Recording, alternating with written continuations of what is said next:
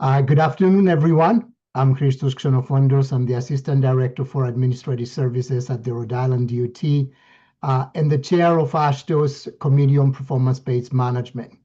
Welcome to the second quarterly joint meeting of the AASHTO's Committee on Performance-Based Management and of the Transportation Performance Management Technical Service Program, or TPM TSP as we call it. Thank you all for being here today. We really do have many folks to thank as we begin our meeting today. And I want to thank and recognize our Vice Chair, Gene Wallace of Minnesota DOT, and our Secretary, Karen Miller of Missouri DOT, and our entire Committee on Performance-Based Management Leadership Group for volunteering, their dedication in serving the performance management community. Whether it is directly related to performance management, asset management, organizational management, risk management, or whether it has to do with policy and rulemaking or emerging performance topics, it is this great group of volunteers that gets it done, together with all of you who are here today and who are active volunteers in our committee and subcommittees. We appreciate the hard work and dedication that all of our state DOT volunteers and other friends bring to the table. We say many times that AASHTO is a volunteer-based organization, and we really rely on all of us and all of you for the work that gets done. And the one thing that throughout my career I have recognized is that the more we give towards AASHTO and towards the volunteer community that we have established, really the more we get back for us and our state. Many thanks to Federal Highway for their many years of partnering with AASHTO and the state DOTs to advance transportation performance management. A special shout out to Justin Clark and Tim Lee Frierson who are joining us today. And while we might think that organizing all this work and all of these webinars and meetings is effortless, none of this would have been possible without the support, the hard work and dedication that we get from the AASHTO team of Anna McLaughlin, John Dean, and Abigail Baderick, and the SPIPO partners who has been supporting the TSP efforts from the very beginning. A special thanks to Speaker Nick Donahue from Capital Transportation Consulting, who will discuss cultivating data-driven narratives as part of featured topic, case studies in telling a story, and how to leverage collaboration and communication in performance management. Our quarterly web calls aim to share AASHTO and Committee on Performance-Based Management information and updates with our members, the stakeholders, and our partners. Before we begin, note that links to the recording and slides from today's web call will be posted on the TPM portal, which is at tpm-portal.com after today's call. We would ask that you please mute yourself during the meeting to avoid distractions. And if you have any dogs, it's okay if the dogs bark, because mine would probably do the same thing. We have reserved ample time for discussion today, and entering your information in the chat will help us organize that conversation. You'll be able to unmute yourself or raise your hand later if you wish to speak. With that, we have a fantastic program planned for today, and let's take a moment to review our agenda. Next slide, please. So in a few minutes, John Dean, who's the Associate Program Manager for Performance and Planning at AASHTO, will provide an update on behalf of AASHTO. We will then review highlights from AASHTO President Garrett Eucalides' keynote presentation at our most recent TPM webinar, followed by a feature presentation and discussion with Nick Donahue. One of the things that we have been doing and working on is creating these themes across our webinars and our quarterly meetings so that there is a continuation on the topics that we are touching. Then we will transition into our AASHTO Committee on Performance Business Management business meeting with the subcommittees, task force, and working group updates. Next slide, please. But before we get there, it is with mixed emotions that I would like to announce today that Karen Miller, who has been for many years serving as the Secretary of the Committee on Performance-Based Management, and before that of the Standing Committee on Performance Management, announced her retirement as of June 30th. From the beginning of our work on performance management, Karen has been a great force for state DOTs, both in front and behind the scenes. She has freely shared her knowledge with everyone and kept some of us organized, primarily me, and to the point of making sure that nothing fell through the cracks. I believe that I speak for the entire TPM community when I say that we will miss Karen's contributions dearly, but even more so, we will miss the time spent together getting ready for meetings and webinars, and having her around us in all of the meetings. On behalf of all of us, I would like to extend our thanks, gratitude, and congratulations to Karen on reaching this great milestone in her life, and wish her all the best as she's opening a new chapter, hopefully filled with wonderful travels and great new memories. We have prepared an in-card that we will be happy to share with everyone so that you can also express your own congratulations to Karen. And Abigail and John will probably put the link in the chat for that. Next slide, please.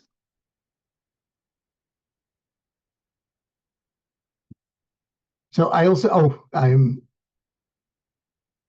also invite us to join in a critical discussion of best practices and innovative approaches in evaluating post-project outcomes in the transportation sector by joining us from 2 to 3:30 on July 16th for TPM webinar number 27. Presenters will discuss the challenges of measuring project impacts and the importance of ongoing monitoring and assessment to enhance transportation outcomes. For more information on this webinar series, please visit again tpmportal.com and navigate to events in the main menu and then select TPM webinar series. You'll also find archives of previous webinars and links to video and slides from today's webinar that will also be posted on the site. With that, I'm going to transition over to John Dean, who will provide us with the update from AASHTO. As I mentioned earlier, John is the Associate Program Manager for Performance and Planning at AASHTO. He's one of the staff liaisons for the Committee on Performance-Based Management, and he's also responsible for overseeing programs with the Committee on Planning. In this position, John provides support on AASHTO's policy and technical activities related to transportation, performance management, asset management, and planning. John? Thank you, Christos. I appreciate the introduction. The first thing I want to announce and go over from the AASHTO side are some of our upcoming meetings. The first one is a pair of meetings for the Committee on Performance-Based Management Research Symposium.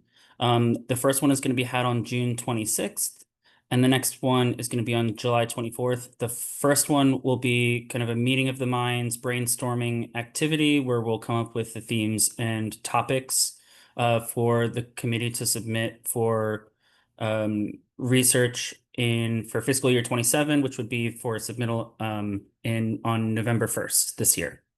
And then the July 24th meeting is going to be getting together in small groups to kind of flesh out those ideas and get the bare bones of problem statements on paper.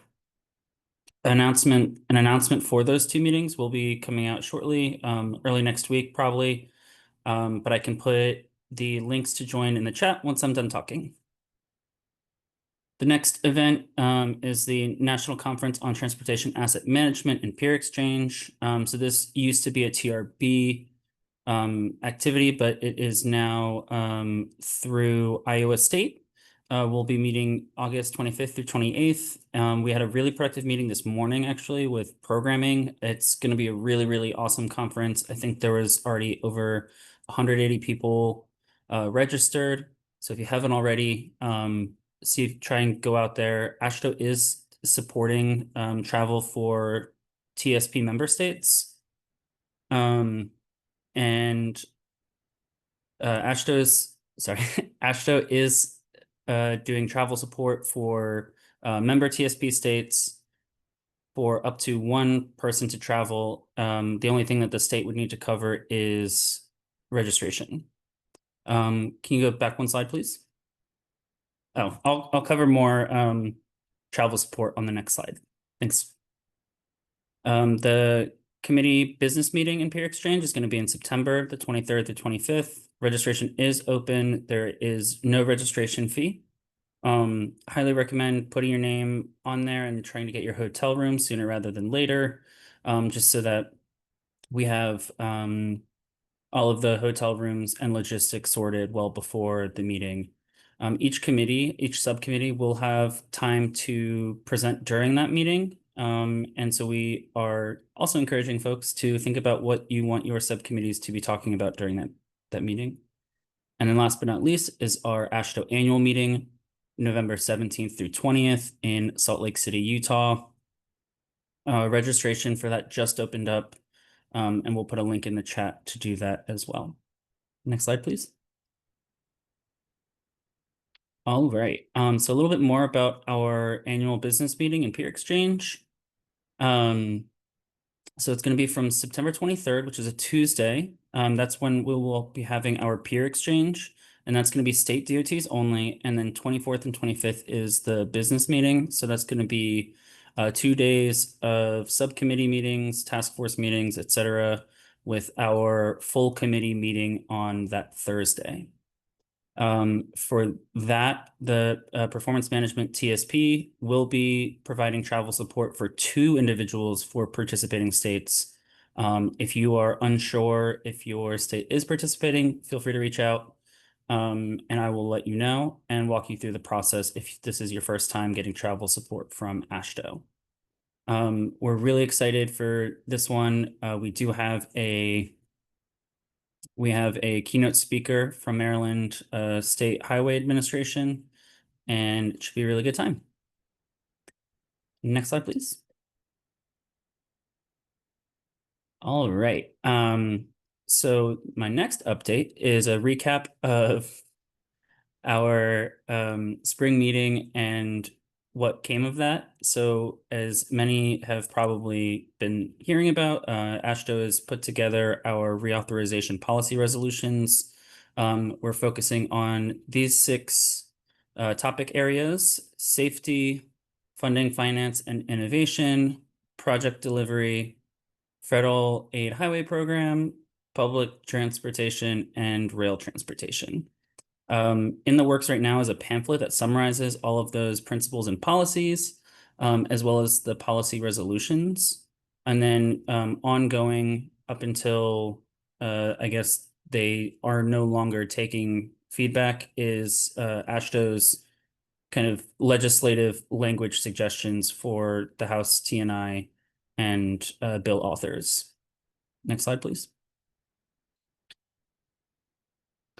So the next steps is the House and Senate are taking input through the public portals. Those close tomorrow at 6 p.m.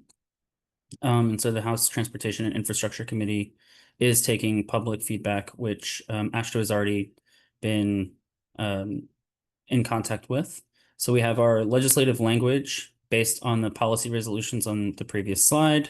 And like I said, that's an ongoing development. And this week we've been having in-person meetings with House T&I staff, talking to them about our policy recommendations and addressing any concerns they may have.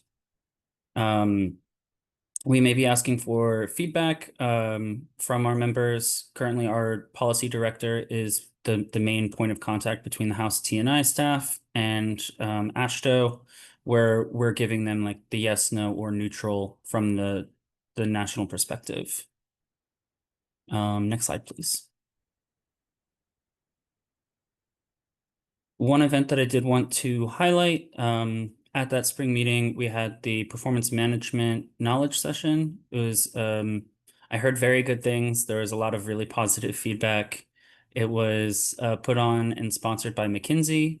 One of their staff moderated it, and we had our own Gene Wallace, the Deputy Commissioner and Chief Engineer of Minnesota DOT, spoke on that panel. And then here are some pictures of it. I heard it was a great time had by all. Next slide, please.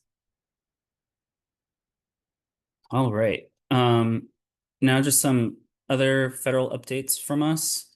On Friday, May 30th, the Trump administration released the fiscal year 26 budget for several different federal agencies to Congress, including the U.S. Department of Transportation. We'll put those links in the chat as well.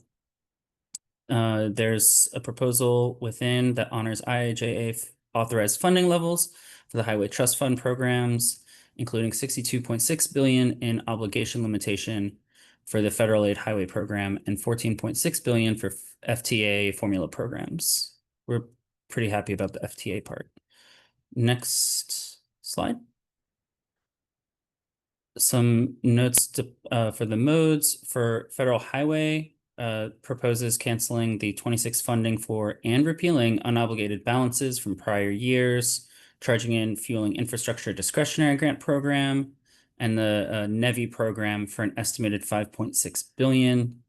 There's a proposed additional 770 million for the infrastructure for rebuilding America program, also known as infra. And there's a proposal for an additional 700 million for the bridge investment program. Next slide, please. Couple Federal Register kind of FYIs for the group. The Federal Register recently posted on May 30th, rescinding the requirements for regarding management and monitoring systems. So basically 23 CFR 500 was fully rescinded, and that was supported by AASHTO because that was the old obsolete changes that were made. And then the other kind of heads up, this was published on June the 3rd, so 2 days ago. Federal Highway is going to be terminating the rulemaking for the performance management measures for assessing bridge condition. Thank you, Kiana, for putting the links in the chat. Next slide, please. All right, I'm almost done, but I did want to call out, hopefully everyone saw my email. The National Cooperative Highway Research Program, NCHRP, is requesting panel members for the fiscal year 26 projects. So those are going to be the projects that were funded back in April at the R&I meeting. And so we, as a committee, submitted 2 projects. One was called 2353, Aligning Relationships Between TAM, Planning, and Programming. And the other 2573 is Implementing Effective Community Resilience Performance Management. I will say this until the panel is closed. It's very, very, very important that we get state DOT representation on these. It's a relatively light lift. You meet probably 3 to 6 times in 2 years, sometimes more, sometimes less. And there is some flexibility, whether it's if you absolutely can't be in person, that shouldn't bar you from trying to be on the panel. And then NCHRP TRB does pay for travel when you do participate on these panels.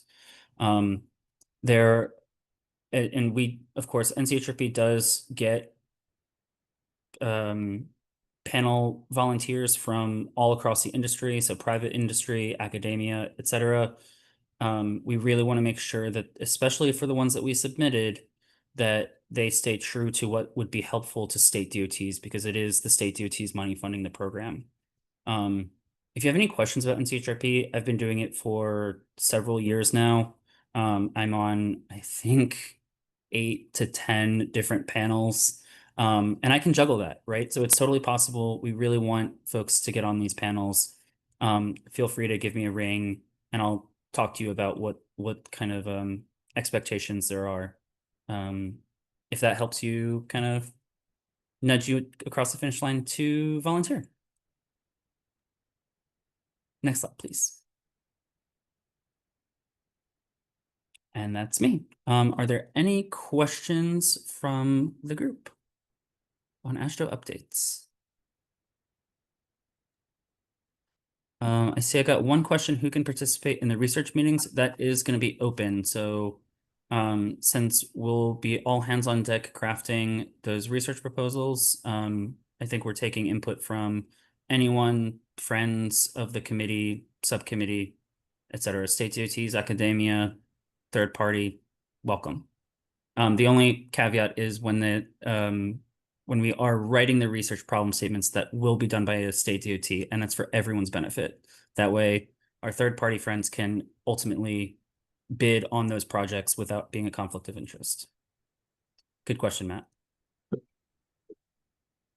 Thank you, John, and thank you, Matt. And let me also highlight the importance of what John said about getting volunteers to serve on these on the advisory panels for these projects.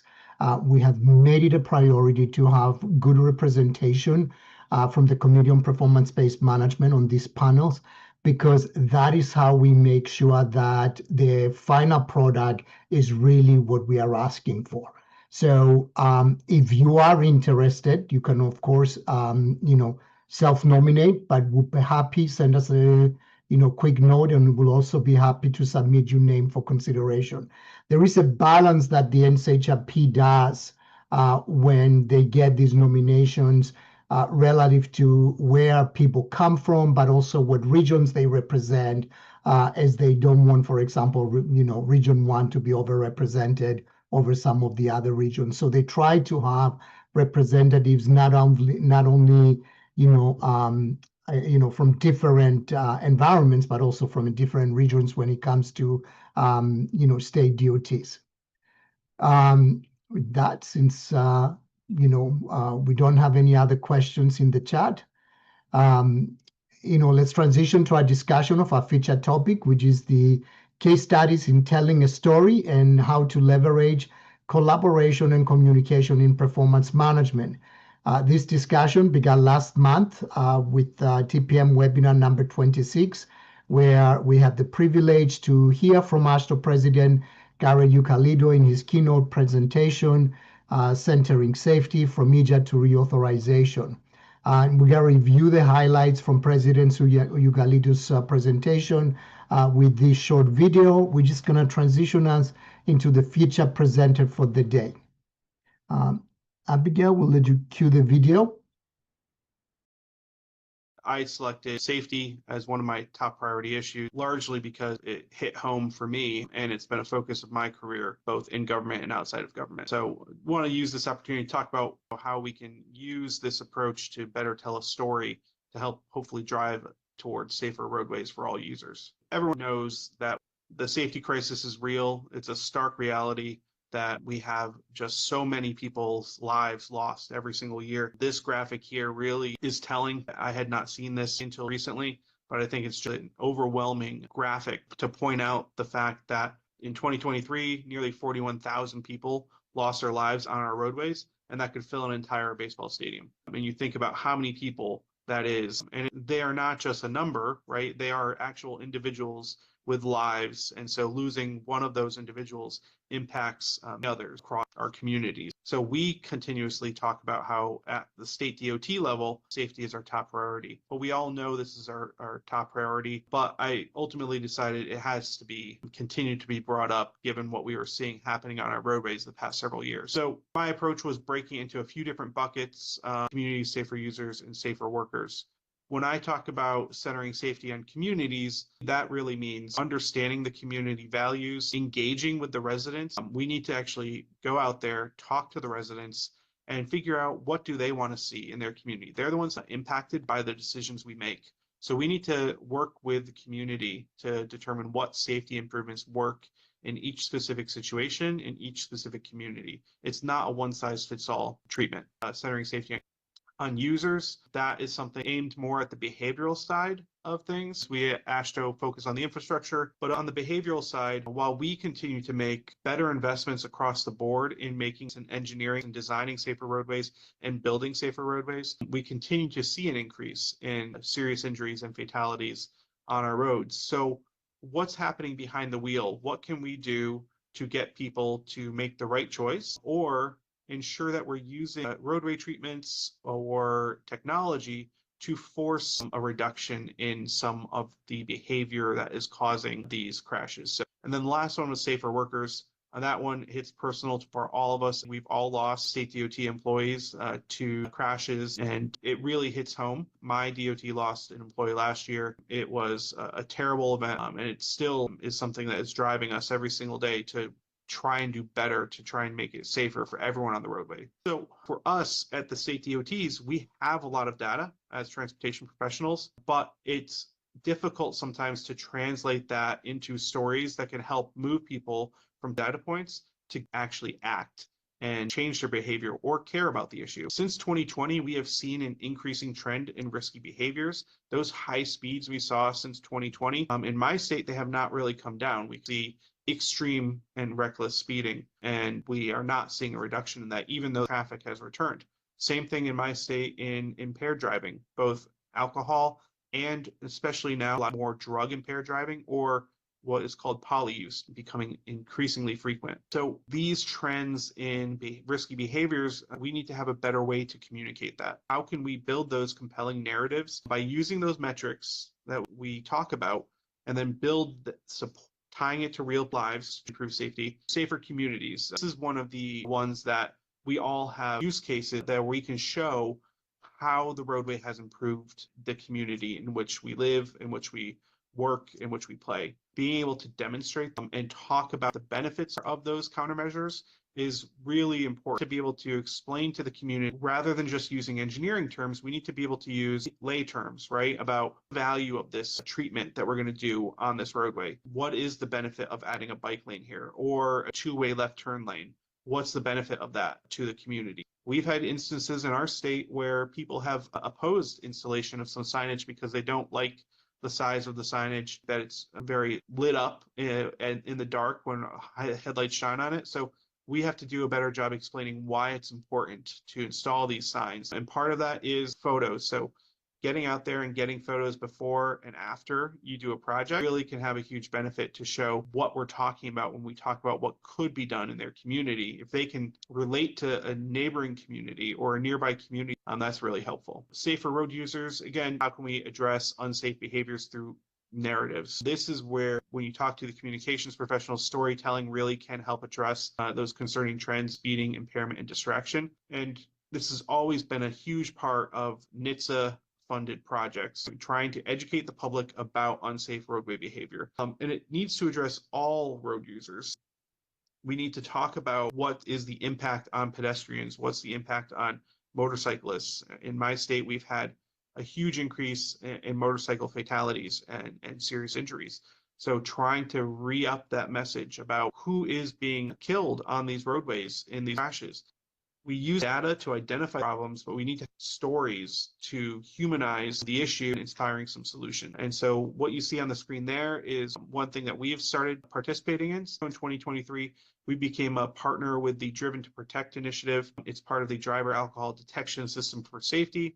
It's a federally funded program that is testing alcohol detection technology, which is passive in the vehicle. Unlike an ignition interlock device where you have to have a forced breath into the equipment, which will then allow you to turn on the vehicle. This is passive, constantly monitoring the blood alcohol concentration of the user. The vehicle you see on the screen is a test vehicle that we use to go into the community and do outreach programs to talk about impaired driving and talk about STEM. We teach people how the technology works. It's also in my vehicle. It's in 7 other vehicles at this point as well. So we're trying to raise more awareness and educate people on this while participating in the federal research project to help drive some driving down. On worker safety, again, we saw last year, Ohio DOT had an amazing ad campaign putting a face to the workers on the roadside, both the DOT workers, the tow truck operators, the fire, the EMS, the police. And that was so moving. It humanized the individuals that may just be a quick flash on the side of the road for a driver. And it really showed them in their home, in their personal environment, and who they are as a human being. And so that's something that I feel passionate about. We need to humanize the people who are most at risk on our roadways, those who are working alongside the roadway, highways, and we need to make people realize that that is a husband, a sister, a wife, a brother. We need to make everyone driving realize that when they see those signs, see the orange, see the flashing lights, they need to slow down and move over in order to protect them. That's continuously important as people are more distracted behind the wheel. They're making poor decisions behind the wheel. Need to really connect those work zone safety issues back to the community in which they live. Because in my state DOT, have employees that live in every single community in our state. And I bet most of yours are like that. So there is a direct community impact when one of our employees is lost. So the principles of effective safety storytelling, I've been talking about centering that experience. It applies across all different contexts and audiences. Use the data as supporting evidence. not the main focus. I've been guilty of this too, where when I'm talking to my legislature or talking to the press, I can be a little too technical and a technocrat and very detailed to tell the story to our legislators, to community officials. We need to make that relevant to the daily life of the individual. So don't just tell. So as our roads became more deadly in Connecticut, we started using our overhead VMS signs to display real-time fatality numbers across our state. It was intended to be a wake-up call. And there was a lot of conflicting opinion on this inside our agency. They thought it might get some negative attention. And my thought process was, that's good. I want the negative attention. I want people to realize that these are people, that the roads are becoming unsafe, and we need to raise awareness around that. So it's not just a data point, it's a real crisis on our roadways. It's a public health crisis. A lawmaker called our signs dark, but admitted that it made her slow down. And that's really the goal. And I've heard numerous other cases where students mentioned to their parent that they noticed the numbers went up from the previous week. So every Monday, we have the new updated numbers up on our highway. People can slowly see those numbers pick up, and it really drives it home for them. How can you integrate storytelling into performance management? Performance management and storytelling really should work in that continuous cycle. We need to measure not just safety outcomes, but also the effectiveness of our communication. For example, could you do a before and after survey of the messaging and the campaigns? Some of the messaging campaigns we've been using for years have not changed much. I was down visiting with NHTSA. I mentioned that to them. Our media landscape is changing as a nation. How people digest information, where they get their information from, is changing before our eyes. And we need to be ahead of that, or at least close to catching up to that, if we want to get our message in front of the individuals who are increasingly coming onto our roadways, the youth. Some of the old messages just aren't working anymore. Centering safety through better storytelling. This really is an opportunity for everyone in every state DOT to start with, like, choose one story from your data and then share the success and lessons you learned through that process. And just remember, our goal for all of us in the transportation community is 0 deaths on our roadways, and we can get there. It will take a lot of effort and time, but we have to start somewhere, and we have to start with using the data to craft that better story to hopefully drive some better decisions behind the wheel.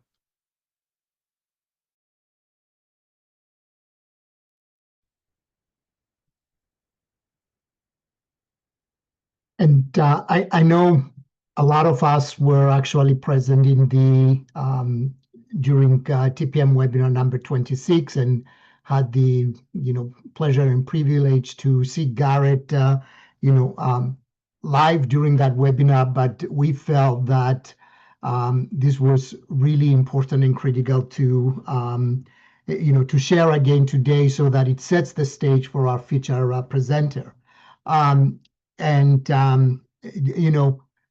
What Garrett is talking about, the need for data, the need for goals, which is where performance management comes. But, seeing my dear friend Matt Holbrick here, something that he always used to drive home with us, we actually really need data visualization tools and resources to tell an effective story. And that is why over the years we have supported work on data visualization, because that's how important it is to be able to tell our stories. So with that, next we're going to hear from our featured presenter, Nick Donohue with Capital Transportation Consulting. Nick is a principal at Transportation and Infrastructure Strategies, LLC, and where he provides strategic advice and consulting to public and private sector clients on a broad range of transportation and infrastructure matters, including federal policy, programming, project prioritization, tolling, public-private partnerships, passenger rail, and innovation. And with that, I'll turn it over to Nick. Thanks so much, Christos, and thanks everyone for the opportunity to be with you here this afternoon. Give me 1 second as I get the screen share up. Can everyone see that? Can Yes. folks see this? Yes. Thank you. Because I can't see the chat once I put the big screen up. So thank you for so I've been asked to come here today to talk about the smart scale project prioritization process in Virginia. Just very basically about smart scale before I get into the presentation. It is a prioritization process that evaluates all capacity enhancing projects in the state for inclusion in the state's capital program. And so it evaluates them using a set of criteria, and all projects have to go through that before they can be included in the program. So I want to talk a little bit about like why did Virginia decide to go from kind of a system where the state had full kind of flexibility in how it allocated its dollars to one where it had to operate within this kind of project prioritization process. And so this was implemented and enacted through legislation in the 2014 session. Really, really importantly, the previous year, for the first time in 27 years, Virginia had enacted its first statewide transportation revenue package in a long time. And so they had tried multiple times and failed to enact legislation. And after this was passed, the Republican Speaker of the House, a gentleman named Bill Howe, went around that fall saying, don't worry, we're going to put in place provisions to make sure that these dollars are used wisely and that we are getting, a good return on our investment from these new tax dollars that are being put in place. Part of the reason he was saying that, though, is because there was a pretty widespread feeling from a lot of folks that the decision-making process for transportation was really politically driven and was opaque. People really had no clue as to why their project was or was not added to what's called the 6-year improvement program in Virginia prior to the adoption of Smart Scale. And so you would show up at a 6-year hearing and say, hey, I have 10 people here. We're all talking to you about like the worst safety problem in the state, which, as just an aside, 10 other people would say at the other 10 public hearings as well. And then the state would, add a little bit of money to the end of the 6-year program just to make it so that you felt like you were being heard and that you knew the state was thinking about you. But it was just kind of a really opaque process where people didn't understand how decision-making was happening. One of the other things that was also going on is lawmakers had some pretty significant questions about major projects the state had tried to advance in the preceding 4 years. And so this was coming on the heels of the state seeking to advance a $1.5 billion 55-mile limited access project next to an existing 55-mile uncongested 4-lane U.S. highway. And this was all kind of happening at the time when the D.C. area and the Northern Virginia suburbs was ranked number 2 in the nation for congestion. And the Hampton Roads region, while not quite as high, was still in those rankings. And then there was also a new governor who had just come in and who, during their campaign, whose transportation platform essentially consisted of this little quote that I have down here of pick the right projects and build the best ones. And so this was kind of what was being said and was the kind of political sentiment at the time when Virginia transitioned to this prioritization process. As we worked to implement it, though, there were a number of things that also helped us, allowed us to be successful in putting this in place. And so one really, really important thing is we recognize that essentially there's no one measure that's most important for a particular project. And so we weren't saying we were only going to use safety or we were only going to use congestion. We picked a broad-based set of evaluation factors and used that for all projects. And so that allowed people to kind of feel more comfortable about how projects were being evaluated. The original version of the legislation actually just said congestion, and that created a lot of consternation for many of the lawmakers as well as kind of advocates and local governments in the region. The other thing that the process does is it recognizes that the needs in different parts of the state are different. And so it allows the Commonwealth Transportation Board, which is the decision-making body in Virginia, to weight the various evaluation factors differently in different parts of the state. And so in rural areas, things like safety and economic development was rated higher, while in the more urban areas, things like congestion and land use were weighted higher. And then in addition to that, the funds in Smart Scale are distributed based on kind of the evaluations that I mentioned earlier, but there are 2 programs in which the funds are distributed. So one is a statewide program where projects compete on a statewide basis based on their evaluation. And again, all those funds could in theory go to a single kind of district in the state, and there are 9 districts. And then there's a second program called the district grant program where projects compete against each other, just against other projects in that district. And so lawmakers and local officials from across the state knew that no matter what, there would be some funding in all of the construction districts. The program also intentionally said that any project that was fully funded would be grandfathered and did not have to go through the prioritization process. And so we gave certainty to a lot of the project sponsors that, hey, if you're fully funded, you have nothing to worry about. We're not going to unfund your project or do anything along those lines. And then also we're really working towards kind of ending what in Virginia had been kind of an ongoing debate about whether we needed more money in highway versus transit, where, you know, there were very, very strong opinions, as I'm sure some of you have experienced, on what was the right, you know, type of investment. We said, no, all modes are going to compete. They're going to compete equally. If it's surface transportation and you're enhancing the system, your project will be evaluated using the identical metrics in this system, and may the top scoring project win. And so we were trying to really kind of nip the highway and transit debate in the bud. There are great highway projects and bad highway projects, and it's the same thing on the transit side. And so we just said all modes, bike ped, highway transit, rail, etc., they're all competing against each other on equal footing. And then lastly, to demonstrate kind of the seriousness of the governor to implementing this system, for 2 of the 4 years of this governor's one term, because in Virginia it's one of the only states in the country where you cannot run for re-election, the governor did not program a single capacity enhancing project to show to lawmakers, local officials, and importantly also VDOT, that the administration was serious about this initiative, and that we were really meant what we were saying about implementing a project prioritization process to use data to pick the best projects. So the process was developed over a 14-month period. We held extensive public engagement with all sorts of stakeholders across the state. I literally put more than 40,000 miles on a state Chevy Impala. I hope to never see that car again. I was very, very familiar with it for a long time.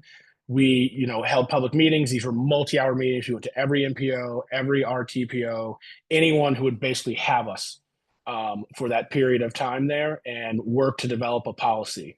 From the when the bill was signed to when the policy was adopted by the board was 14 months. And then we took another 12 months to implement the first round of the smart scale process, which includes soliciting projects, evaluating projects, and then holding public hearings on the results, and ultimately selecting a final set of program of projects. This slide here is just kind of a summary slide. They've now completed or will complete next week the 6th round of smart scale.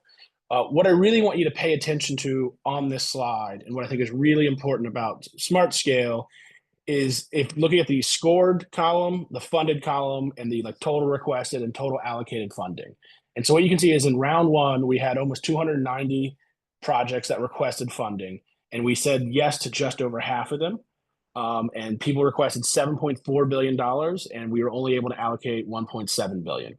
You can see the same kind of trend continuing over and over, with about 35% success rate for kind of scored projects. And so what we were doing in smart scale is we were having people come in, and instead of kind of adding a little bit of money to the out years of the program so they knew that they were thinking about them, we would just say no. Your project did not make it this time. We're happy to work with you to refine your project, to look at its scope, and to find ways to help it compete again in future rounds. But we are picking these, for example, in round 1, 163 projects. We're going to fully fund those and add those to the 6-year program, and we're not going to add any of these other projects. And so if you were picked in smart scale, you were picked to go all the way from kind of engineering through right-of-way, and construction, every single dollar that you needed, and it was a full commitment from the state to advance the project. The flip side of that, though, is it meant we said no to a lot more people than we said yes to. And as you can see, kind of the trend has continued, and actually appears to be getting even more more no's than yeses on a percentage basis here in the last round of smart scale. So how actually does this process work? So it's a biennial process. So every 2 years, local governments, transit agencies, and MPOs can submit projects to the Transportation Board for consideration. You'll notice whose name I did not say, which is VDOT. VDOT is not allowed under board policy to submit projects through the prioritization process. And the thought being, when we developed the policy, was if it's a good transportation project, the state should be able to work with local partners and demonstrate that it's a vital project, and have them submit that project for consideration. As I mentioned earlier, all modes of transportation, surface transportation, are considered. And you can see here the kind of 7 different areas under which a project is evaluated. And so congestion, land use, economic development, accessibility, safety, and environmental quality. Every single project is evaluated using the exact same metrics. And then once we get these projects and evaluate them, what happens in January is there's a large book published with scorecards for all the projects, which again range from around 300 to just over 400 projects. And this is delivered to all members of the General Assembly as well. So that first week of session, when they come in January, the results are made public, and some poor intern has to go push them around the General Assembly building and bring one to each office of a legislator. But what you can see here is in that little book that is put out there, it tells you where a project's located, where it is in terms of its readiness or being advanced, what its score is, where that rank was statewide, where that rank was in the district, how much money they're requesting, and again, what their score is. But it also tells you, importantly, how it did in each individual measure. And so you can see what is the expected increase in peak period person throughput in terms of persons. You can see the expected reduction in crashes to the extent that there is one. This product really didn't have any, as long as all the other kind of measures like increase in access to jobs. And so this is put out there for every single project.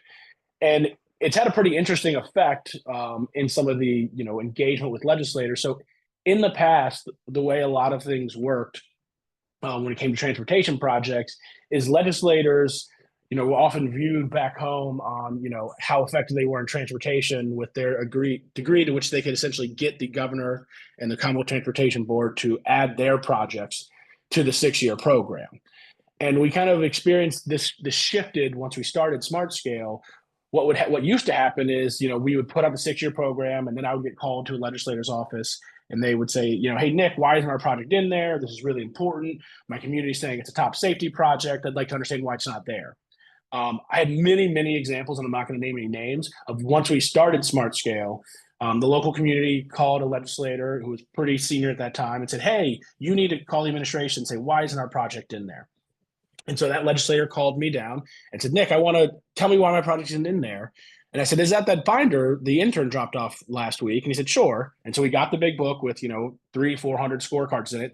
And I flipped to the project the community had called about. And it was one of the lowest ranking projects in the district and one of the lowest ranking projects in the state. And I explained to the legislator, how could we fund this project with how it scored? It doesn't have a lot of benefits relative to the amount of funding they're asking for from the state. And in that circumstance, the legislature said, well, what can we do then? I said, well, we'd love to work with your local government to talk about how we can make this project score better, how we can make it have more benefits relative to its cost. And now the legislator actually then started communicating with their local officials saying, hey, guys, you really need to work on this project. And so it kind of flipped the script of, instead of them yelling at us for us not putting in their project, they now had cover to explain to their local officials as to why a project wasn't added to the program. Just a quick kind of example here also about how Smart Scale works is really importantly, it's not just what project has the most benefits, it's what are their benefits relative to cost.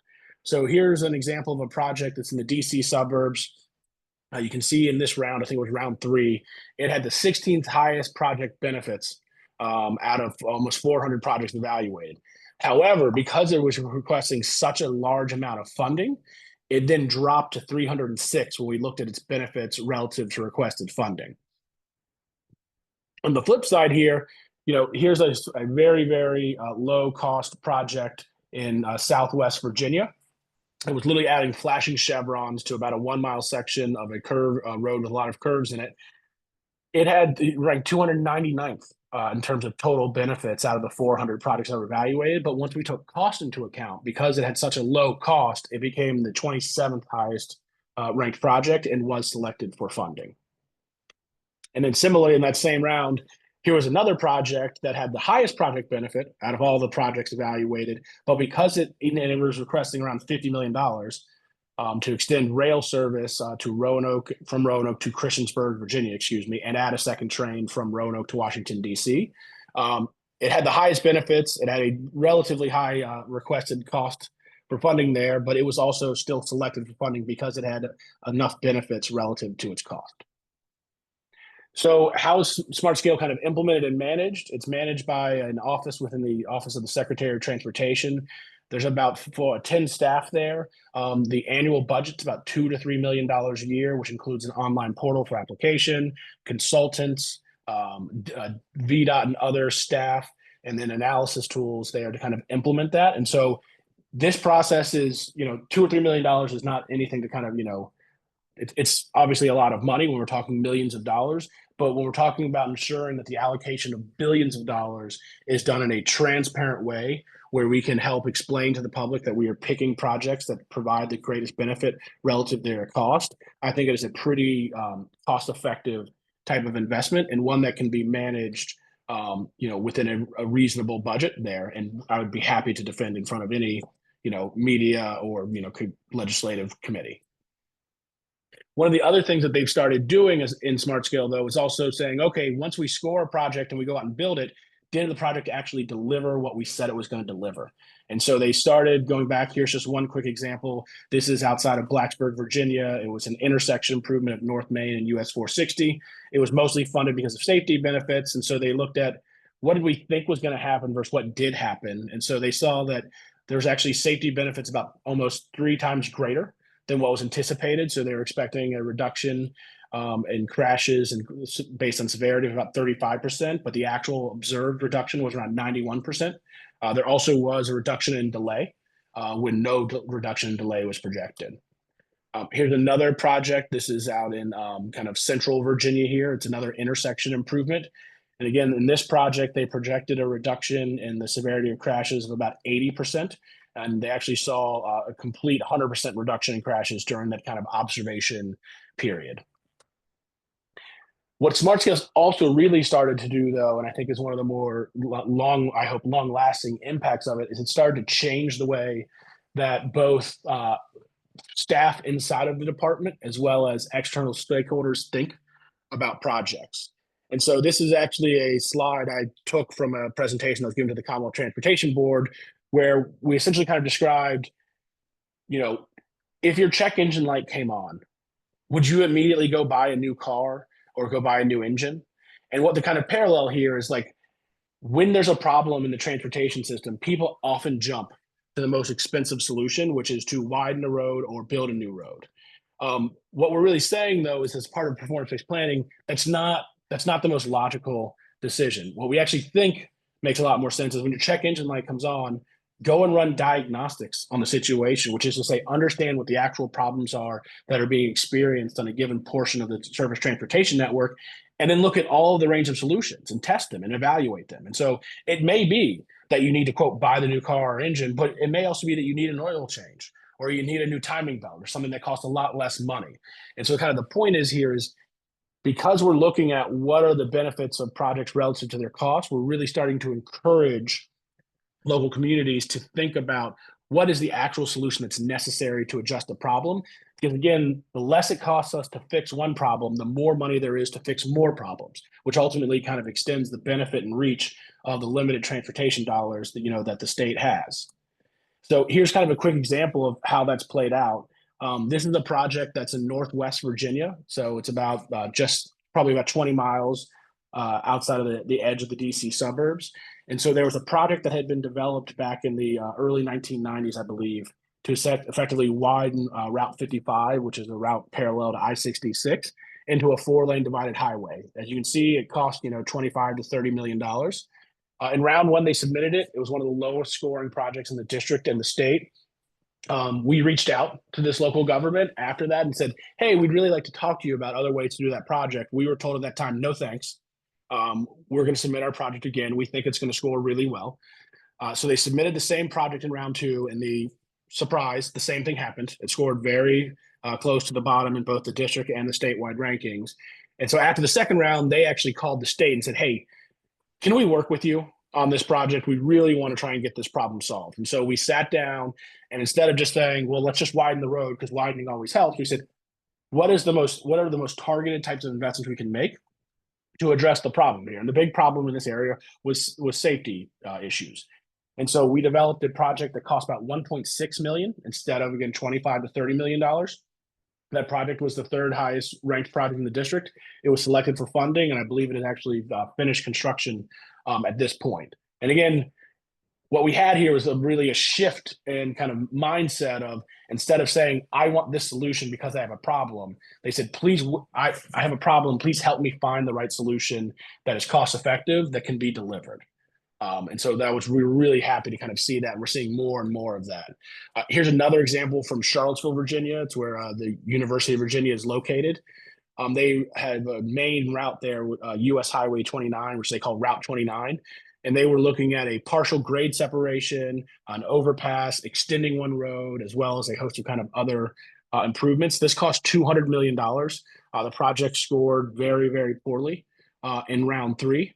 Luckily, the local government and the MPO there called the state and said, we'd really like to work on looking at ways to re-examine this. And so instead of building, basically a grade secondary interchange and extending roads, they came up with these 5 package of improvements here that instead of costing $200 million, cost around $25 million. And you can see here the benefits that were expected to be realized kind of from that project. And again, this project was selected for funding and is moving forward.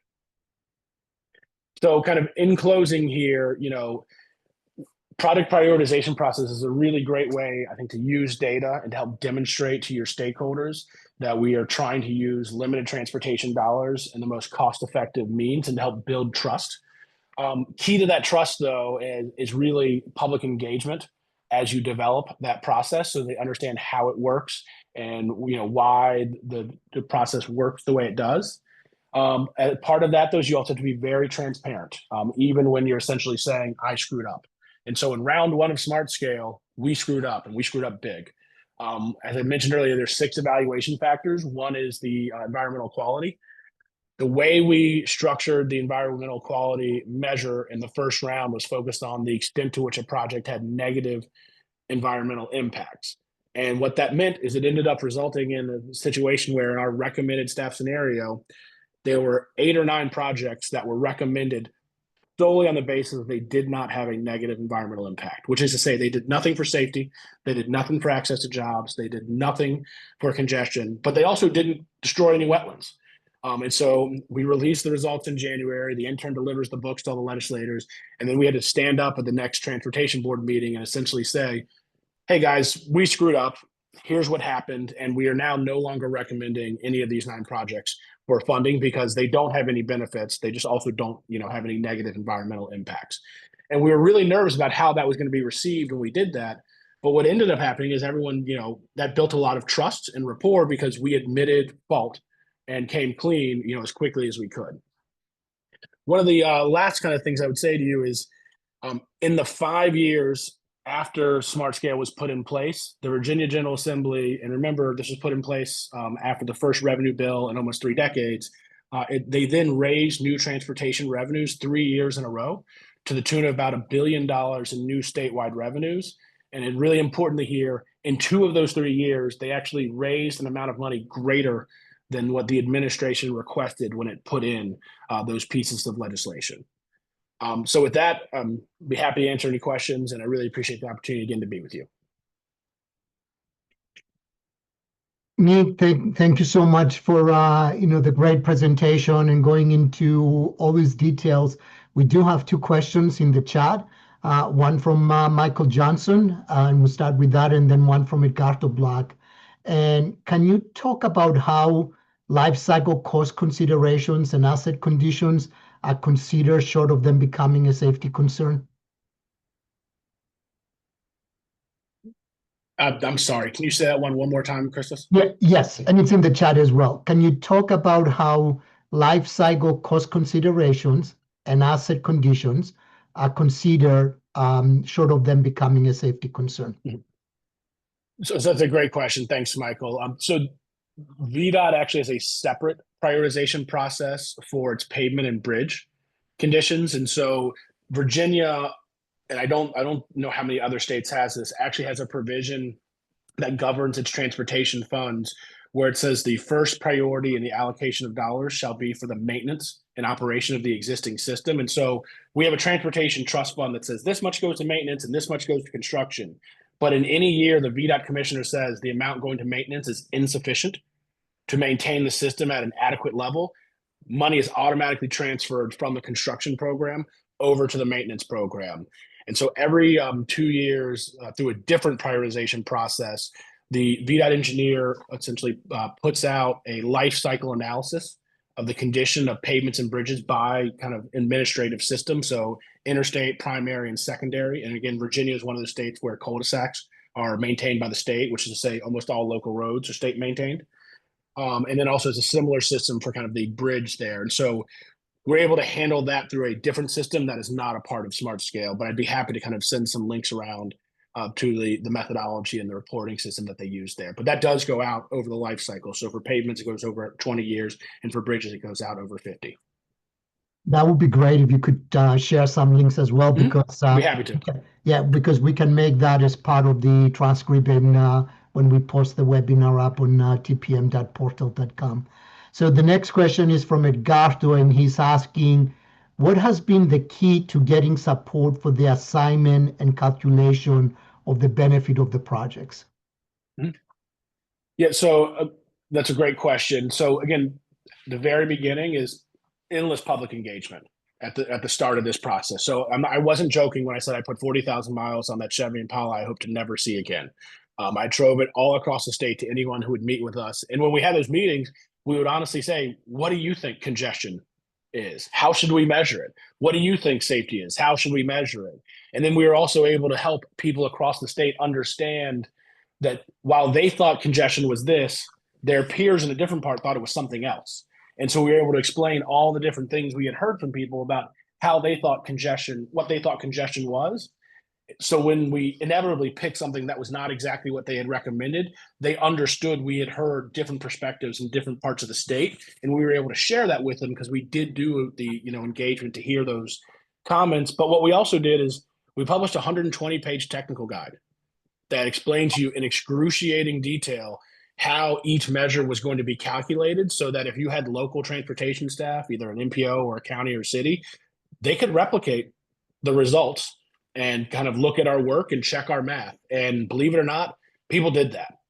And so we had people come in the first round like, hey, why this safety score seems wrong? And we'd be like, oh, no, thank you for your question. You forgot this one step. And if you do that, that's why the score should be this. And, that level of engagement, while at times it was tedious, was really, helpful in getting people to buy into the results. Now, guys, I don't want to lead you to believe that this means people don't question the results or outcomes, or at times aren't happy with them. That of course happens, right? It's always going to happen when you tell someone no.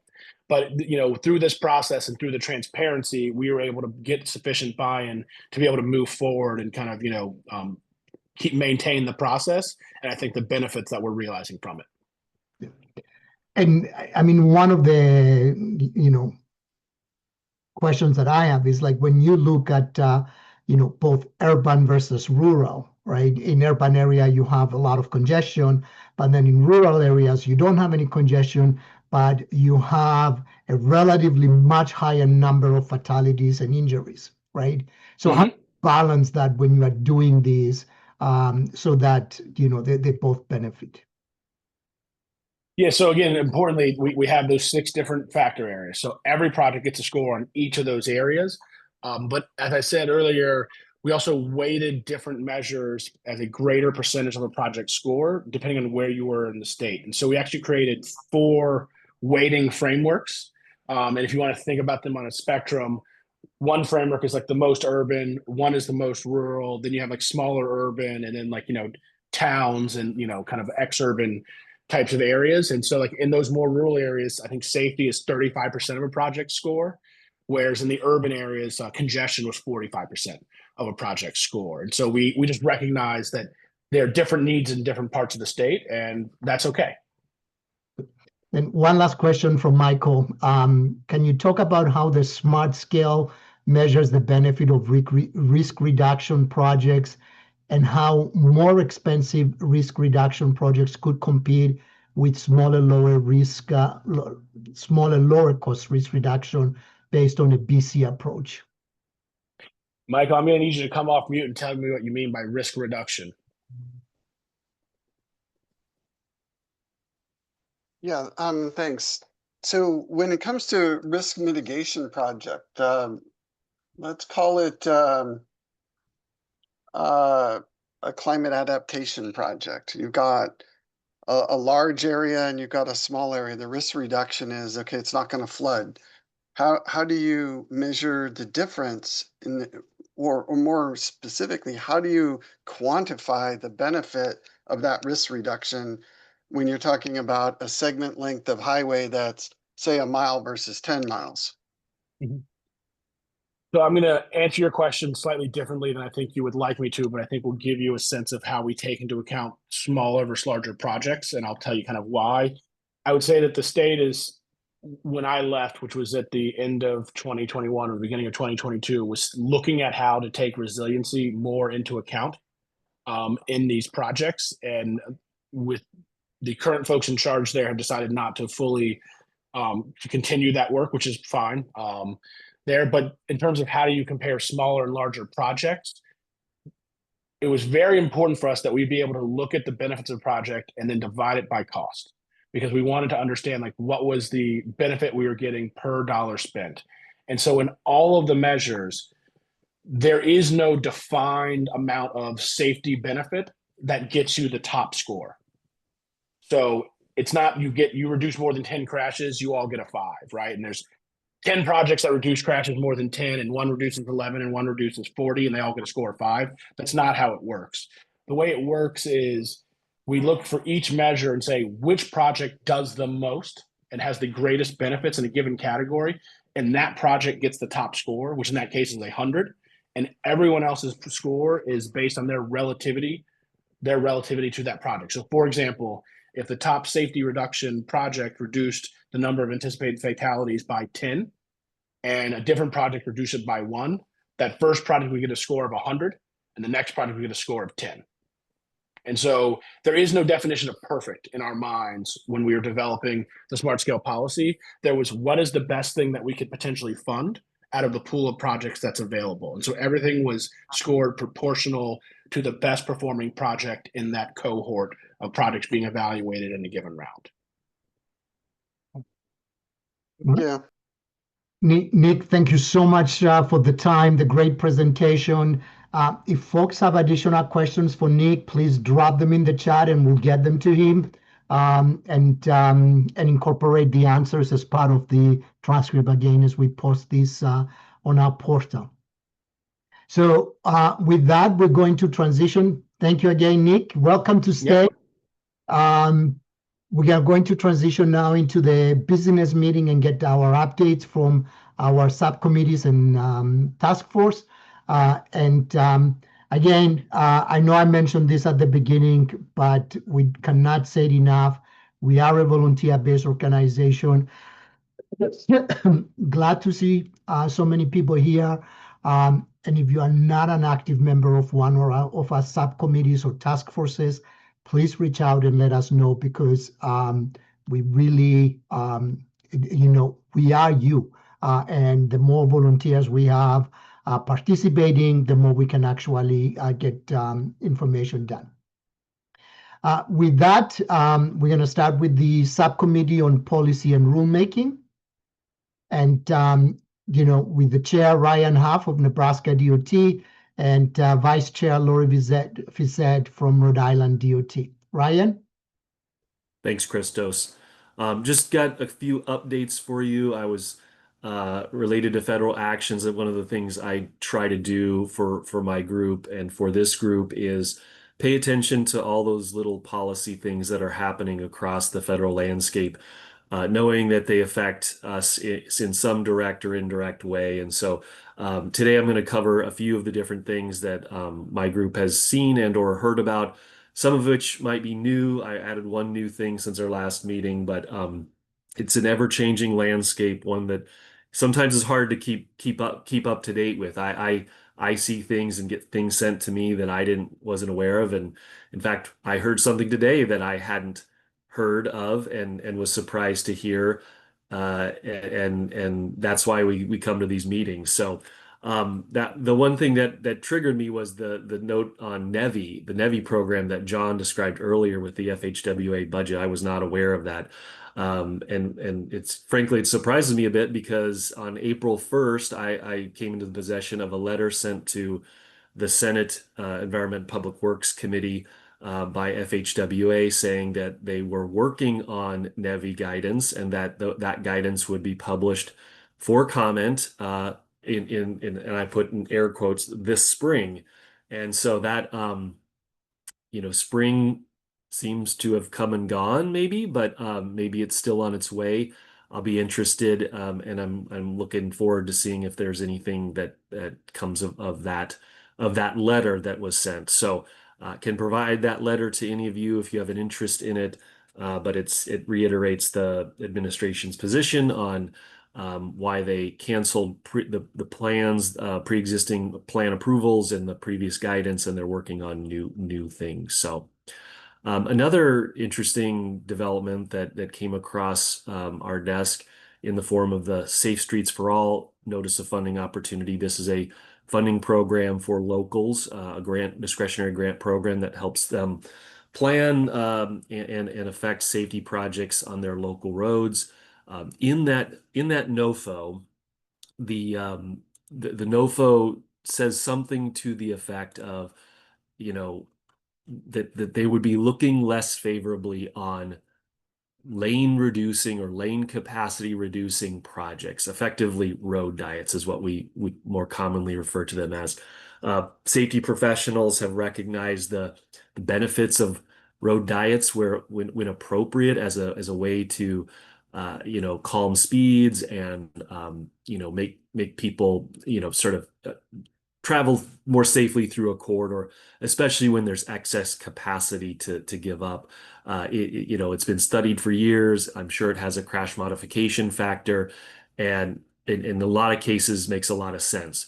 However, this NOFO pointed out or provided, maybe without a lot of evidence, that in their mind, road diets force travelers into constrained spaces, and in their words, can lead to crashes, erratic maneuvers, and a false sense of security that put people at risk. They also cited, concerns for delivery drivers and emergency vehicles, and so it really threw some of us for a loop, knowing that we're looking at those things actively on a regular basis. Many complete streets policies, use them, and so for our locals, this was kind of a head scratcher. So it's causing some of them to rethink, what they're going to do when they go to apply for these grants. So beyond that, there was a letter issued by the secretary on the 24th of April. It was effectively referred to as the Follow the Law letter to applicants. In that letter, it says things that we're used to seeing, which is that applicants and people who use federal funds are obligated to fully comply with applicable laws and federal laws and regulations. That's a pretty common thing for our agencies. We self-certify and our MPOs self-certify all the time, simply for the sake that, it's hard for FHWA to, see everything we're doing all the time. And so they reserve the right to, withhold funding if they find that we're not doing something. But in this particular case, the interesting aspects of what was provided was that in their letter, they directly reference ICE enforcement and DEI policies. And so for those of us that apply for grants, it made us, raise our eyebrows a little bit. They mentioned that as applicants, you're legally obligated to cooperate with enforcement activities, and that any applicant who employs some sort of policy or program that's based on the premise of DEI, those applicants and their program presumptively violates federal law. So it's a kind of an interesting thing. I'm not sure that I've heard or seen anybody who's had to write anything up or include anything in their application that talks about those things, but something to think about as we look at the next series of NOFOs that are coming out. So another thing I found was a free speech lawsuit. This is something that I think that we've all talked about recently, which is around the time the administration took over, we received informal maybe or indirect communications from our federal partners that certain words or phrases should be taken out of federal documents. My division in particular in Nebraska, relayed this information verbally, and so nothing was provided in writing, but we were told that we needed to change certain words and in order to get our documents approved. Apparently, the article I ran across says that in South Carolina, certain environmental groups are suing the administration based on their what they found, or through a, I guess they found that the administration or the EPA was withholding grants and or you know canceling environmental justice grants based on just what the wording that was in those things. And so USDOT is in that lawsuit, and so I think it relates to those words. I think EPA, through this lawsuit, they documented that they're looking for these words, and so it'll be interesting to see how that lawsuit plays out as it relates to how we develop grant applications, talk about performance and programs. So keeping an eye out for that. The new thing, the last thing that I wanted to cover is DBE program changes.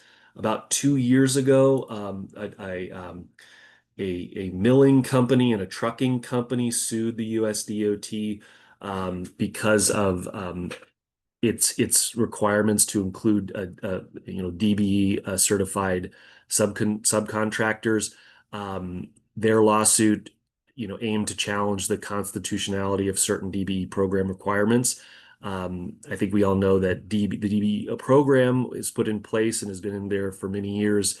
Presuming, trying to, presumes that, women owned and other businesses owned by people of certain races or nationalities are disadvantaged or presumed to be disadvantaged.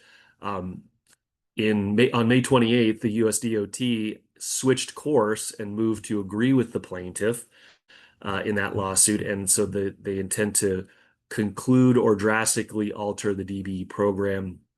And so that means, how they settle this is yet to be determined. The judge still needs to hear final arguments before ruling, but that they're signaling that they're agreeing to limit DBE goals and federal aid for projects that incorporate DBE goals. So it's kind of a whole new world coming our way on DBE. So I don't that was as recent as the 28th of May. So if you do just a quick Google search for that, you should be able to find that. So I think FHW is also signaling that they're considering additional changes to the DBE program through reauthorization. So that's a lot of some of these things affect performance management directly, some of them more indirectly, but I thought those are some things I'd share. I also just reiterate that John covered a few different deregulation actions. On the 29th of May, Secretary Duffy, if you go to his newsroom, or the USDOT's newsroom, announced several different deregulation actions across multiple federal agencies, FHWA included.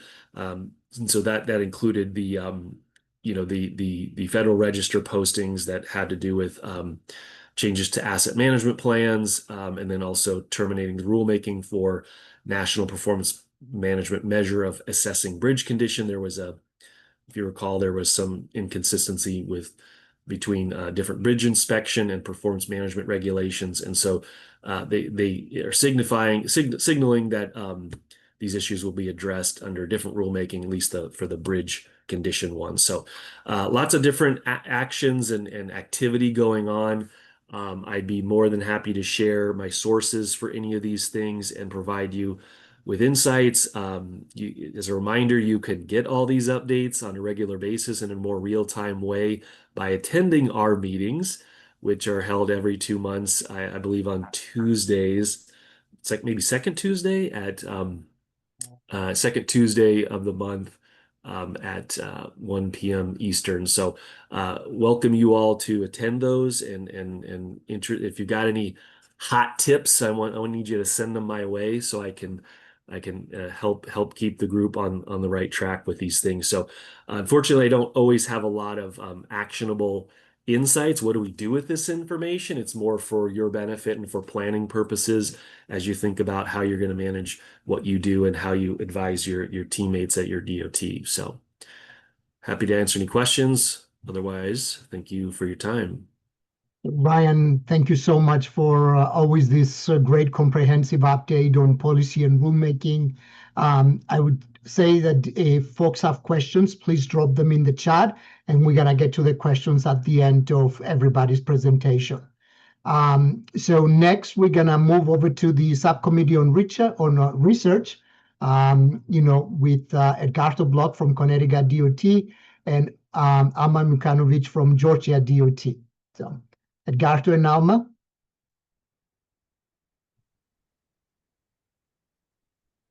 I hope I'm pointing to the right spot, but apparently I'm not. So you'll have to bear with not You're my face, not, but and I'm gonna mute because my neighbor is cutting whatever they're cutting. let me see if I can. I don't know if I can switch the camera around. So let's see. Let's hope. Not that I want you to look at me, but it's just I think respectful to show to speak live on these virtual meetings. So all credit goes to Alma on coming up with a structure for capturing what we want to do this year. And so here's our, we have a mission in very strategic planning format, very useful for understanding what we're trying to do here. We have goals, objectives, and what we're hoping to achieve. But I want to go back. So you're welcome to look at this. We want to increase participation and engagement. At the very last slide, I have our date and time when we meet. Identify priority research needs, and this is kind of the core of our function and has been, and we have been very successful in the past. We write good research needs statements or great ones, and then they tend to do well in the NCHRP balloting by the AASHTO R&I committee. And we want to focus on the DOT's generated research ideas to provide a clear link between our members and what we think is the challenge in our field. It's a dynamic and changing landscape, and so it's a great time to think about what we need to have as tools and knowledge in order to do this right in an increasingly dynamic environment. Enhance research tools and resources. So update the research database. We have a very good one. It resides at the AASHTO TAM portal.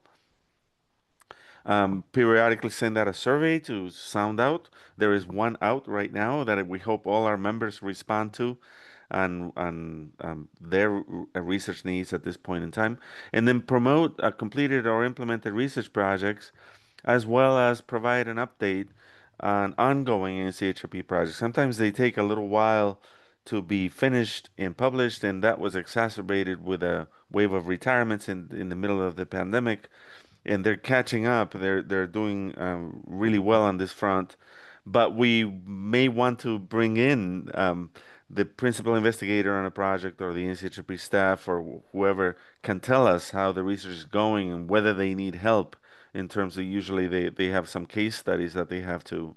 So if that's the case, we hope to do this at our bi-monthly or every 2 months meeting. All right, if I may have the next slide. So we just completed, just in time. John Dean was great in taking us to the finish line. Um, a synthesis topic that we'd like to build off of it. It's kind of an organizational management one. And it started with thinking about what our org charts mean and how do we get the work done so that we can position ourselves better for this kind of radical uncertainty, to quote one of the books that I haven't read, but I would like to, on our future. And then the next activity after we compile what we've got so far, and there's probably room for additional ideas that may come up, but the focus is really to move the path along and start at the subcommittee. So we have liaisons with each of them.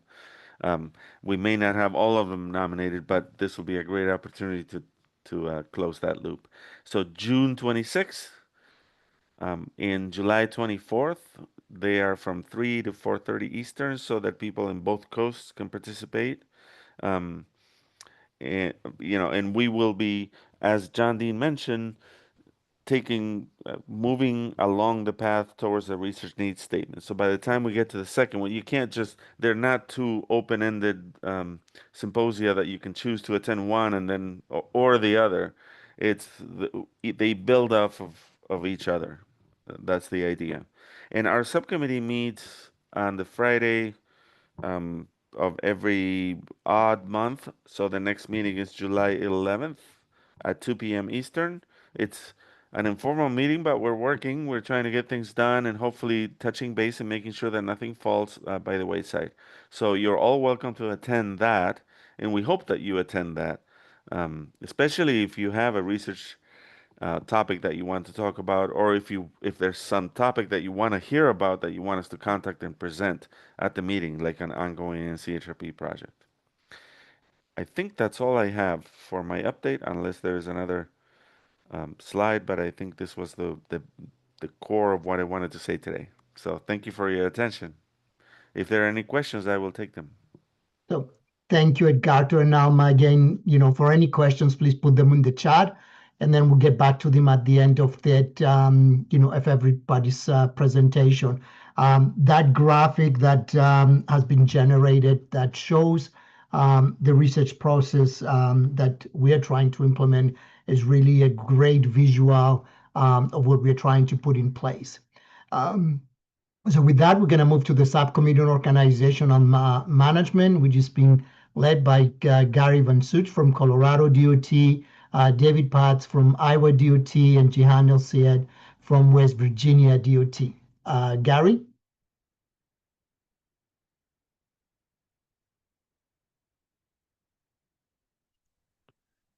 Christos, I'm not altogether sure that Gary is online. This is David. Okay. Let me double check, but go ahead, David. The work of the subcommittee is actually in the midst of trying to redefine ourselves. I don't know if the degree to which others are dealing with membership turnover and involvement, but it's the goal for us in working with John is to come up with a way of making it very clear as to what our focus is. Management is the tag word for almost everything, right? Performance management and risk management and workforce management and knowledge management and organizational management just seems to be thrown into the hopper with all the other managements. The real purpose here is actually in line with the study that, or the research statement that Edgardo had talked about, is really about how do we help organizations better understand how they're performing and improving. We're just working our way through that. We think the words are there, for example, frameworks and measures, but we're trying to work our way through how do we set ourselves apart with that as an area of emphasis and focus, in the hopes that we can draw those people who show up to a collection of management practices that are focused on technical areas as opposed to organizational level. So at least recent conversations, that's where a lot of our attention has been focused. And Edgardo, if I forget, feel free to send out a reminder when that discussion on the research statement comes up, because I'd love to be in on some of that conversation and listen to what other people are talking about. That's what I have, Christos. David, thank you so much. And I want to highlight the importance of the organizational management subcommittee, because it really, when we think of the organizations and the importance of bringing people together to advance the, not just, the condition of our assets, not just safety, but to really advance what we do as organizations. And one of the things that we talk a lot about, particularly you've heard about the work that we are doing through the World Road Association, PIARC, that we talk about, the creation of public value, right? And the transport agency of the future. Well, in order for us to be able to do that, we really need to have excellent organizations. And to get to the excellent organizations, not only we need to have asset management and risk management and policy and rulemaking, but and development of our workforce, but we really need to have, the right processes and the right organizational, management in place, which is a lot of the work that this subcommittee is doing. So, if you are not a part of one of the subcommittees and you are interested, please let us know. So, and again, any questions, please drop them in the chat and, we'll respond at the end. With that, we're going to move on to the task force on emerging performance areas, that is being chaired by Kelly Travelby from Michigan DOT. Kelly? Good afternoon, everyone. And kind of a fair warning, I have dropped 3 times. It seems like I'm having a little bit of a network issue, so hopefully I don't drop kind of right in the middle of sharing. So the task force's kind of goal is to look across those emerging performance areas. Christos just mentioned, we're part of the objectives of DOTs is adding that public value and meeting people in their place, and meeting the needs and connecting the people, connecting the communities, and how are we doing that through transportation. And so that's kind of the basis of the task force work currently.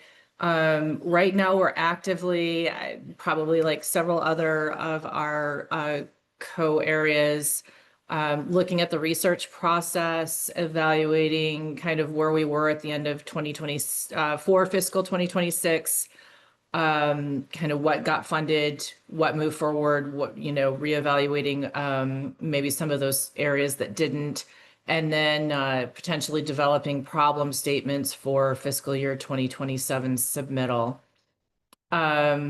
Our work plan has not been updated in 2 years, so that's kind of one of the other objectives that we're working on. I believe we're going to hear a little bit more about the strategic plan, and so we want to make sure that our work plan development for the work going forward has alignment with the community. With the committee's strategic plan priorities. The membership, we're growing our membership, which is great. We are looking to see a co-chair, hopefully very soon. And our next meeting is on July 2nd. We meet bi-monthly. Thanks, Christos. Thank you, Kelly. And really, this is a great, task force, and I hope that, it's open to everyone. And it's working with some really great projects. So hopefully, lots of folks will be able to join. And as Kelly said, we are looking for a co-chair or a vice chair for the task force. So next, we're gonna move on to the subcommittee on risk management, where we actually have co-chairs Nathan Lee from Utah DOT and William Johnson from Colorado DOT, and with Monica Almond-Smoot from Texas DOT and Clem Martini from Colorado DOT. Monica is the vice chair and Clem Martini is the secretary of the subcommittee. Hey, how's it going? Hi, William. I'm not sure if any of the other subcommittee leadership are on. One thing I wanted to add before I hop into this, because it is some importance to one of the things I'll be presenting on, is everybody should have, or most people should have gotten an email from TRB stating that the committee structure has changed. One I'll point out is AQB13. That's the standing or the new standing committee on asset performance and risk management. Again, AQB13. I'm letting you know this so that you can sign up early and often to express interest in becoming a member and participating with that new committee. What I see within the new committee structure is there are much less committees.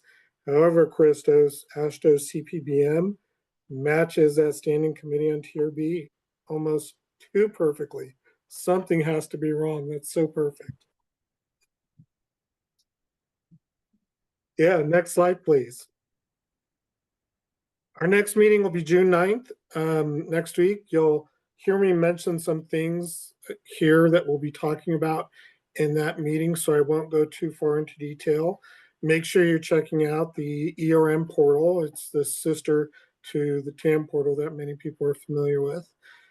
Also, I wanted to point out one additional conference that the subcommittee has interest in that wasn't mentioned before, and that's AASHTO's CES and CTSSR annual meeting, which will be July 7th in Madison, Wisconsin.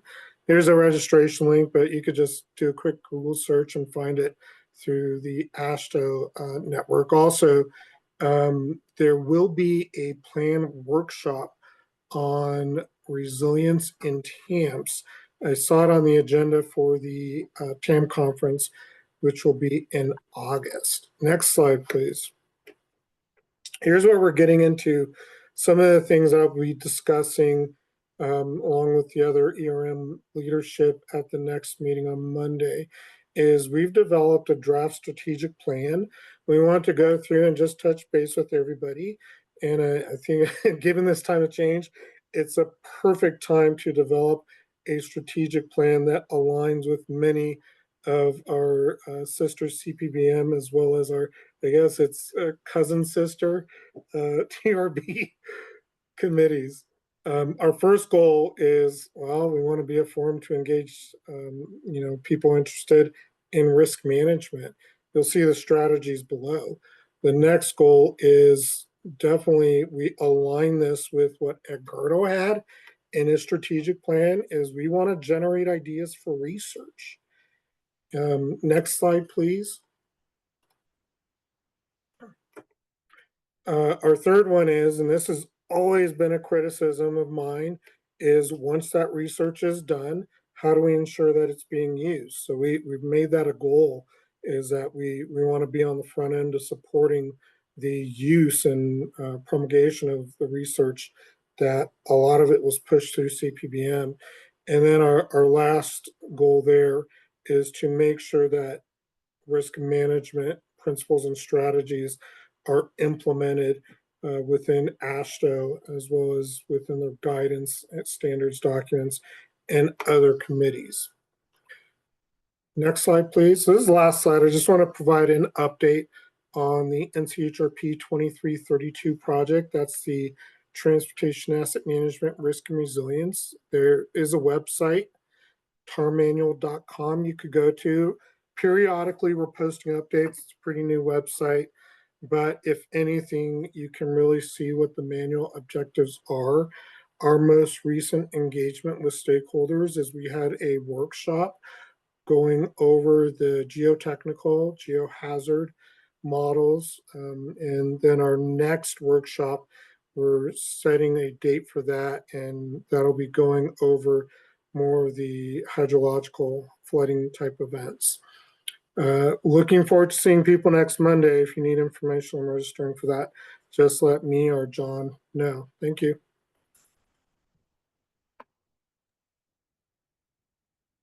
Thank you, William. And again, for any questions that you have, please put them in the chat and we'll get to them. Next, we'll introduce Mike Johnson. Mike is the chair of the Asset Management Subcommittee with Justin Bruner from Pennsylvania DOT as the vice chair, and Mike is from California DOT. Mike? Good morning or afternoon, everybody, depending on where you are.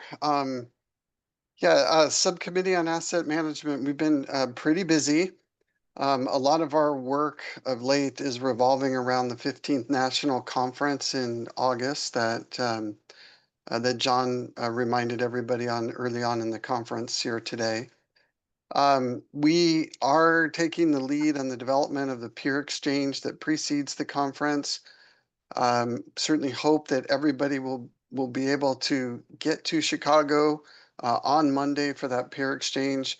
The theme of the peer exchange will be focusing on a visualization and storytelling strategies for asset management. So how do we tell the story effectively?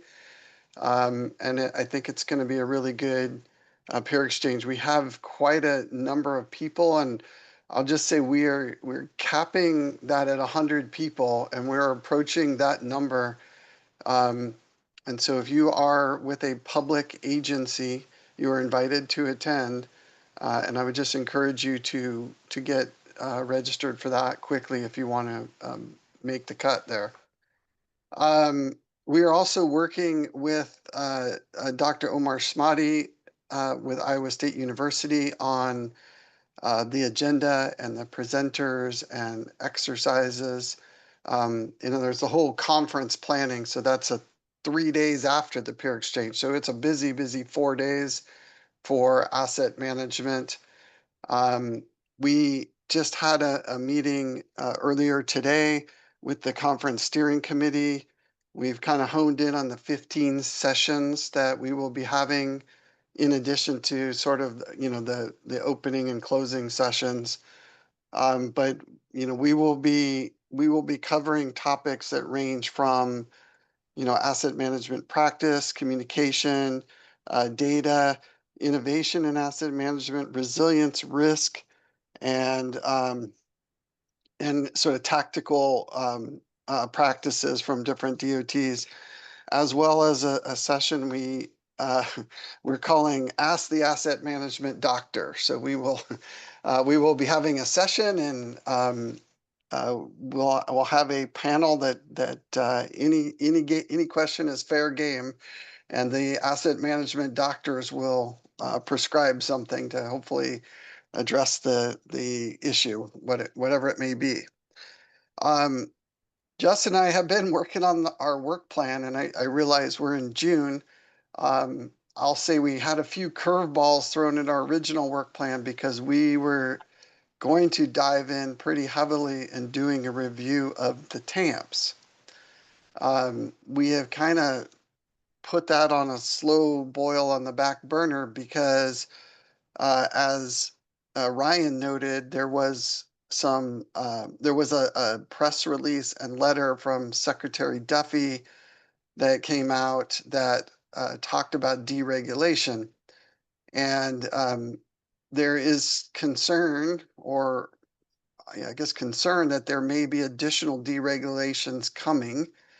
And to that end, in our next meeting, we are kind of shifting focus to talk about or to do an actual comparison between the Code of Federal Regulations and the United States Code for key asset management related provisions.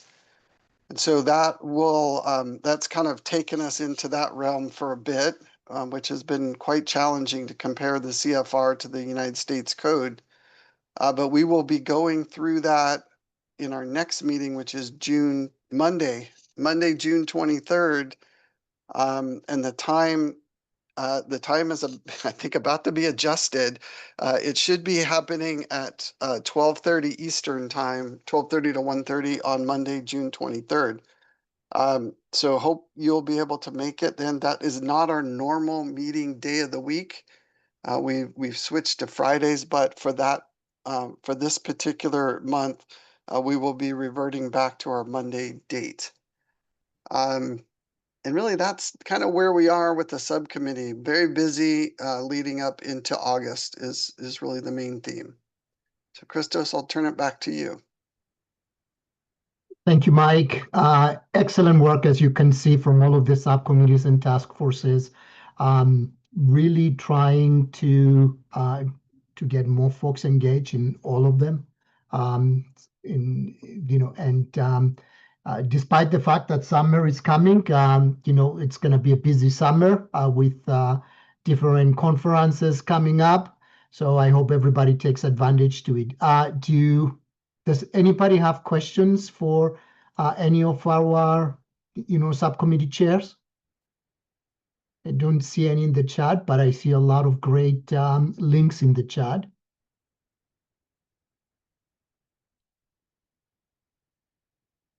And I don't see any hands up either. So let me just make sure.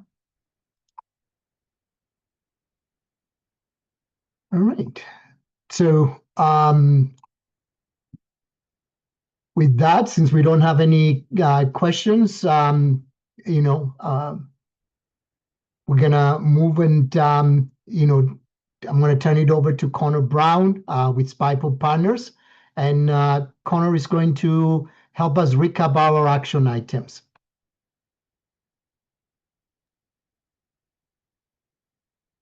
All right. Hello, everyone. All right. So great quarterly meeting.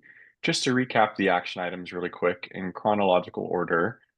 The first things that I really want to reiterate, I know you've heard it a bunch already this meeting, is about the upcoming CPBM research symposiums. So I have gone ahead and added those to the TAM portal. So I'm just going to drop the links in the chat real quick. So again, the first one will be June 26th for brainstorming and identifying research needs. And the second one will be July 24th to flush out those ideas from Symposium 1 and to get a substantive research needs statement for all of those identified needs. And then again, that is welcome for all members of CPBM as well as just friends of CPBM. So while the final statements will be written by DOT members, it is open to everyone for those first two symposiums. And the more the merrier. I anticipate there'll probably be some mailing campaigns coming further to try to drive up registration for those symposiums. And then the next action item is the National TAM Conference and Peer Exchange, August 25th to 28th. And I'll drop those links in the chat again.